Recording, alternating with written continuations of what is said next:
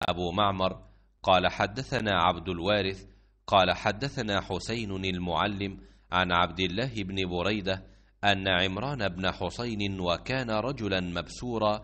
وقال أبو معمر مرة عن عمران قال: سألت النبي صلى الله عليه وسلم عن صلاة الرجل وهو قاعد، فقال: من صلى قائما فهو أفضل، ومن صلى قاعدا فله نصف أجر القائم، ومن صلى نائما فله نصف أجر القاعد.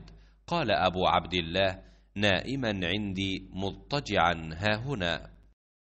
हुसैन मुअल्लम ने बयान किया और उनसे अब्दुल्लाह बिन बरीदा ने कि इमरान बिन हसीन ने, जिन्हें बवासीर का मर्ज़ था, और कभी अबू मुअम्मर ने यूँ कहा कि इमरान बिन हसीन रदियल्लाहु अन्हु से रिवायत है कि मैंने नबी करीम सल्लल्लाहु अलैहि वसल्लम से बैठकर नमाज पढ़ने के बारे में पूछा तो आप सल्लल्लाहु अलैहि वसल्लम ने फरमाया कि खड़े होकर नमाज पढ़ना अफजल है, लेकिन अगर कोई बैठकर नमाज पढ़े तो खड़े होकर पढ़ने वाले से उसे आधा सवाब मिलेगा और लेटकर पढ़ने वाले को बैठकर पढ़ने वाले से आधा सवाब मिलेगा।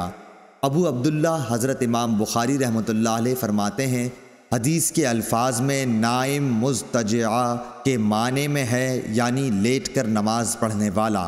सही बुखारी हदीस नंबर 1116।